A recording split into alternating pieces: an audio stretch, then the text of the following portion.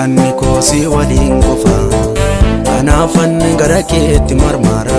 Ilaamee guggee koo akkan si jaaladhu silaa atuu beektaa sammuu koo marsitee yaadammaaf na jeeqxaa siloonni qaama koo argaa keetiif wacu onneen koos na diddee kan biraa simachuu gola onnee koo banii atis keessa qubadhu jaalala dhugaan siif qabamee maaloo naaf hubadhu akkamittan siif hima waa'ee jaalala keetii onneen si faana godhaan teessuma arguu feeti damma koo yoon sin jedhee dammas ni nuffa namni aannan koos yoon sin jedhe itti makama dhabni mee maal jedhee siif ibsu yemmuun ittiin si waamu kan si gammachiisu aarsaan siin kaffala wareegama lubbuu waadaa keessan sharafu kanan seen hirbuu sagalee kee mi'aawaa jechoota keen araada afuura kee urgaa hammannaa keen barbaada yaanni kees na jeeqee sammuu na qabate jaalalli kees na waadee onneen naan taphate iddoon jireenya kee fagoodha halaala han boqonnaan qabu waa'ee keen gulaala situu seene onnee koo akkuma rasaasaa waa'ee jaalala kee dubbadheen gabaasaa siif jiranaan jedhi awwaadhu na jalaa jaalala keen kunoo taa'ee nuuf dararaa keessi koo hidhame laanfate garmalee konna jajjabeessinaaf ta'e hamilee guggee koo jedhee tan siif moggaasa maqaa si jaalachuu malee sin jibbine takkaa jaalatamuun kan kee tarii si biratti akka namummaan koos natti irrataa si dhabnaan guutuun ta'u suman waamaa oola maqaa kees lafan kaa'u dhandhamni keessa akka dammaa hin quufamtu hin nuffamtuun yaadamta amma funyoo jaalalaatiin cimsitee na hiite laphee koo walakkaa onnee koon na miite miidhameetiin jira koottu na wal'aani dhiigni kee dhiiga koo dhiiga keeti ani akka na jaalattu duraanuu naaf himte sirran si jaaladhanan shakkinnaan jette yoomuu sin kunuunsa hin baatu na keessa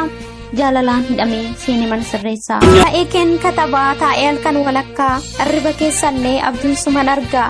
erga narraa fagaattee hin boqanne takkaa dhadhaabbatanaaf ta'e akkan kufee hin cabne yaadanna sakaalte akkan boqadheen rafne osoon balali'ee silaa akka allaatti jaalalti kee anaaf lubbuurra naaf caalti jiraachuu koon jibbe guyyaan natti dhi'ee teessumni onnee koosuma qofa ta'ee keessa gobboojite na hiite namummaa sifaanan jiraadha jalqaba hanga dhumaa kan biraa hin fedhu filannoon koosuma yaadan gargar hin cabnu akka suphee jabanaa ani kee ati koo kanan beekus kana sin arga jedhee tan guyyaa falkan daaddisa jaalalli kees galaana hin beekamu ammisa tilmaamen dadhabe buqaa jaalala keeti ani baay'een si yaade ati nagaa keeti eessayyuu jiraadhu nagaa kee naaf ta'i maqaa jaalalaatiin si waamee dhaga'i hin turin guggee koo konna bira ga'i